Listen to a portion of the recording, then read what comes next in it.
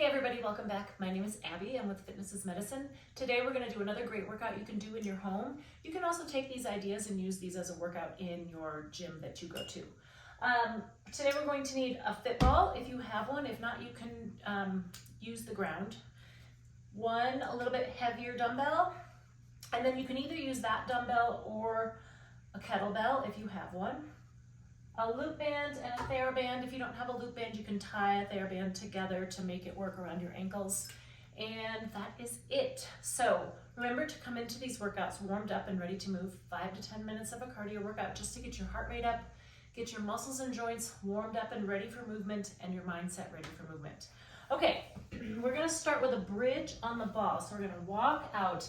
Like I said, if you're either not comfortable with this or you don't have a ball, you can do a bridge on the floor. So you start with your back on the floor, your knees bent, and you lift your hips up. So that's how you would do this if you don't have a ball or if this isn't comfortable for you to do. So walk out, lift those hips. You want your head and neck, shoulders comfortable on the top of the ball. We're gonna keep your arms straight and lower that weight towards the floor. Bring it back up over your head. This is a different way to work your lats, which are the big muscles in your back, which is why it's important to keep your arms straight or at least your elbows at the same angle. If this is too challenging, obviously grab a different weight, or you can bend your elbows and do it like this, but keep your elbows at the same angle. Don't do this, then you're getting your triceps. So we're really working on isolating your lats in your back here. Breathe. Keep those hips up nice and tall. Squeeze those glutes. One more. And 10. All right, good. Walk yourself back up. And rest. Okay, now like I said, you can either use that dumbbell, or if you have a kettlebell, you can grab that as well. Or instead, I should say, pick those weights up with good form if they're on the floor. We're gonna do a goblet squat. So if you have the dumbbell, either way, I want you to hold that weight right in front of you like this. So kind of grasp the bell part of the kettlebell, and we're going to squat from here. So remember, when you squat, you wanna sit those hips back, sitting into your heels, keeping your chest nice and tall. You don't want your knees to go over your toes. They are gonna go forward just a little. You're gonna get that ankle flexion, but you wanna keep your weight in your heels as much as you can. Squeeze those glutes as you stand up. 8, you can do this in a small range of motion. If your knees are hurting, just really sit those hips back, stand back up. Let's do one more. And rest, okay. Remember to always pick up and set your weights down with good form. Now we're gonna use that band I talked about to get around your ankles. Either hang on to something or sit down to get that band around your ankles. We are gonna do a hip and shoulder stabilization here. So we're gonna do side stepping with shoulder external rotation. So start those hands pretty close together. You're gonna grasp that band. We're only gonna pull to about there. So it's a small range of motion. Get your feet ready.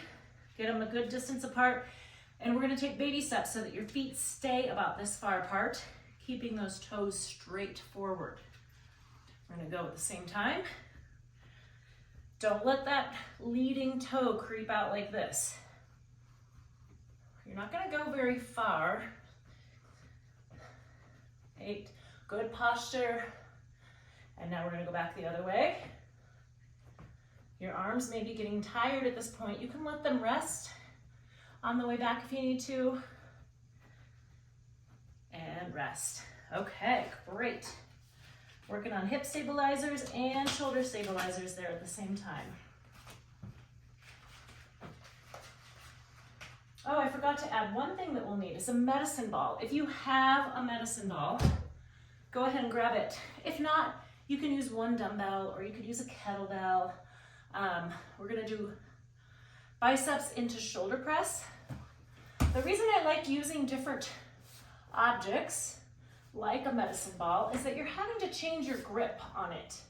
And it's a little more functional, because when you think about things that you lift in your life, They don't necessarily have comfortable handles on them like dumbbells. So this requires you to be able to use your fingers, you're using your forearm muscles a lot, changing that grip.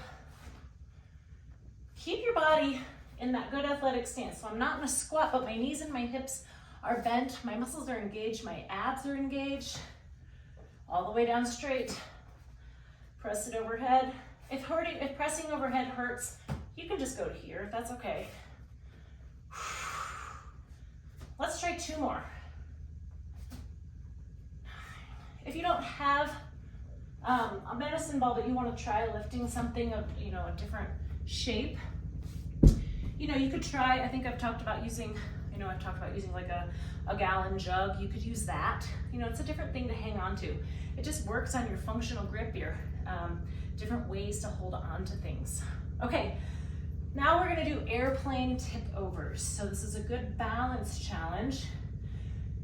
Position yourself next to a wall or a counter or something sturdy. I want you to tip at the hips. My ball is in my way there. Right here. And you want a straight line from the top of your head down through your heel that's coming off the ground. So a straight line there. We're gonna work on this for about 30 seconds. When you come up, try not to put your foot down. Now we're getting some good hamstring work here with this as well. Breathing. And switch sides. It's common for people to kind of want to go forward and then stick their foot back. So keep all of that in a good line. You're just tipping at the hips here.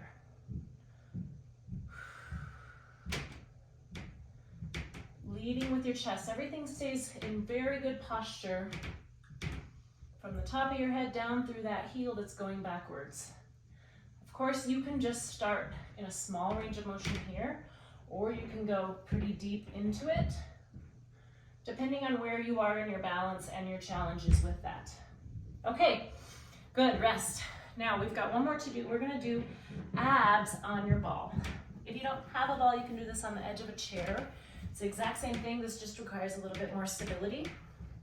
So I like to come forward just a little bit on the ball. If you want to, you can put your feet against the wall for a little more stability. You can have your hands here, here, or up here for the most challenging way to do this. I recommend starting either here or here. Keep your back nice and tall. You're going to tip backwards, come up, but not all the way. So you're going to leave an angle here. 3.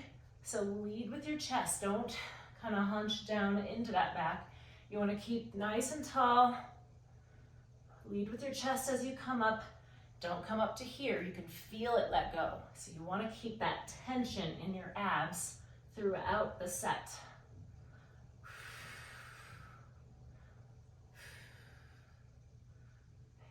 Let's do 2 more. Keep breathing. And 10.